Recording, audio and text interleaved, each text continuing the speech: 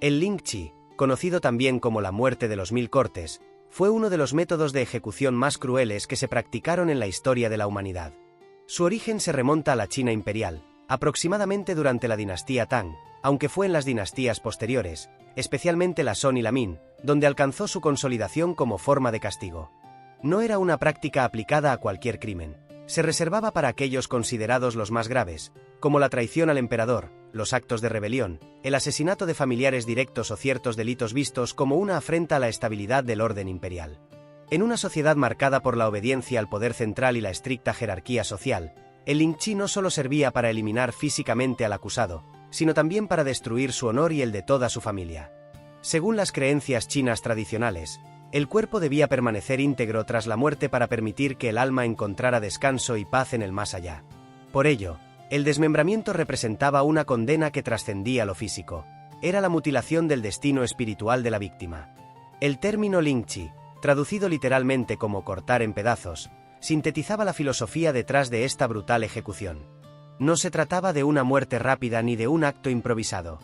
Era un proceso meticuloso, cargado de simbolismo y utilizado como espectáculo público para sembrar miedo. Las ejecuciones se llevaban a cabo en plazas, frente a multitudes, reforzando así la autoridad del emperador y dejando claro que desafiar el orden establecido tenía un precio más allá de lo imaginable. Con este origen, el Lingchi se convirtió en un arma psicológica tanto como física, diseñada para aterrorizar y sofocar cualquier intento de insurrección.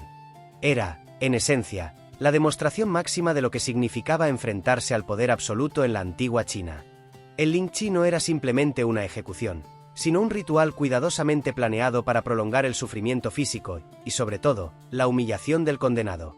El proceso comenzaba mucho antes del primer corte. La víctima era llevada al lugar público de ejecución, atada a un poste o a una cruz de madera para inmovilizar su cuerpo, mientras una multitud esperaba presenciar el espectáculo. La tensión en el ambiente era parte esencial del castigo, pues el miedo debía impregnar a todos los presentes. El verdugo, un especialista en esta práctica, tenía un rol crucial. No se trataba de un simple ejecutor, sino de alguien entrenado en el arte de infligir dolor prolongado. Su destreza consistía en controlar la secuencia de los cortes, comenzando por las partes menos vitales. Primero trozos de carne de los brazos, el pecho o las piernas, evitando órganos mortales para prolongar la agonía. Cada incisión estaba calculada para causar sufrimiento, pero no una muerte inmediata. Se decía que en algunos casos el proceso podía extenderse durante horas, con la víctima consciente la mayor parte del tiempo. La cantidad de cortes variaba según la condena y la habilidad del verdugo. Algunas fuentes históricas mencionan ejecuciones con decenas, incluso cientos de cortes antes de llegar al final. La última fase solía incluir mutilaciones más graves, hasta alcanzar un punto donde la pérdida de sangre hacía inevitable la muerte. En ocasiones, para acelerar el desenlace, se aplicaba un corte final en el corazón o el cuello, pero solo después de que el ritual de tortura hubiera cumplido su propósito. El carácter ritual del Lingchi buscaba un impacto colectivo. No era suficiente con destruir el cuerpo. Se pretendía grabar en la mente de la sociedad la idea de que la desobediencia al poder imperial equivalía a un destino de terror inimaginable. El desmembramiento se convertía en un mensaje político, un recordatorio sangriento de que la justicia del emperador era absoluta y despiadada. El Lingchi no era solo una forma de matar, sino un mecanismo psicológico profundamente calculado para infundir terror colectivo. En la mentalidad de la China imperial, la ejecución pública no se dirigía únicamente al condenado, sino a toda la comunidad que presenciaba el acto. Cada corte servía como un recordatorio de que la traición, la desobediencia o la rebelión no solo llevaban a la muerte, sino a una muerte concebida como la peor de todas, lenta, dolorosa y sin posibilidad de redención en el más allá. El impacto sobre la víctima era devastador. Más allá del dolor físico insoportable, lo que realmente destruía al condenado era la conciencia de estar siendo desmembrado frente a una multitud, de ver cómo su cuerpo, considerado sagrado y necesario para la vida espiritual después de la muerte, era reducido a fragmentos. La humillación era tan intensa como el sufrimiento físico. El condenado sabía que su memoria quedaría marcada por la deshonra, y que incluso su familia podría cargar con el estigma de esa vergüenza. La multitud, por su parte, también era una pieza clave en este teatro del horror. Se buscaba que el pueblo quedara impresionado, horrorizado y sometido, entendiendo que desafiar la autoridad imperial significaba enfrentarse a un destino que deshumanizaba por completo. Los gritos del condenado, los gestos calculados del verdugo y la sangre derramada se convertían en un espectáculo de advertencia. Este tipo de violencia ritualizada tenía como objetivo mantener el orden social mediante el miedo. Incluso quienes no presenciaban directamente estas ejecuciones sufrían sus efectos. Las historias sobre el Lin Chi circulaban de boca en boca, amplificando el terror. En ese sentido, funcionaba como un castigo que trascendía al individuo para convertirse en un método de control masivo. No era solo la carne la que se cortaba en pedazos, sino la voluntad de cualquier posible opositor. La psicología del castigo, por tanto, estaba basada en la idea de que el miedo sostenido es más poderoso que cualquier espada. Aunque el Lin Chi fue practicado durante siglos, algunos casos quedaron especialmente grabados en la memoria histórica, ya sea por la importancia de los condenados o por la brutalidad con que se aplicó el castigo. Uno de los registros más conocidos se remonta al siglo XV, cuando se aplicó a altos funcionarios acusados de conspirar contra el emperador.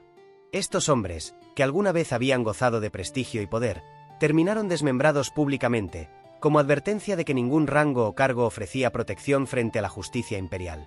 En el siglo XIX, todavía en la última etapa de la dinastía Qin, se documentaron casos de Lin Chi contra criminales comunes y rebeldes políticos. Uno de los más famosos fue el de Fou Chouli, un asesino condenado en 1905, cuya ejecución fue fotografiada por extranjeros presentes en Pekín. Esas imágenes, difundidas en Occidente, impactaron profundamente y consolidaron la fama del Lin Chi como una de las formas más inhumanas de tortura jamás inventadas. El hecho de que un método tan arcaico y brutal sobreviviera hasta inicios del siglo XX sorprendió al mundo moderno. Los registros también muestran que el Lin Chi no se limitaba a los rebeldes políticos o asesinos notorios. A veces se aplicaba a personas comunes acusadas de crímenes que hoy no justificarían semejante castigo, pero que en ese contexto eran vistos como atentados imperdonables contra el orden familiar o social. La severidad con la que se juzgaban estas faltas y la espectacularidad de la ejecución buscaban mantener un equilibrio basado en el miedo más que en la justicia. Estos casos históricos revelan que el Lin Chi fue mucho más que un método de ejecución.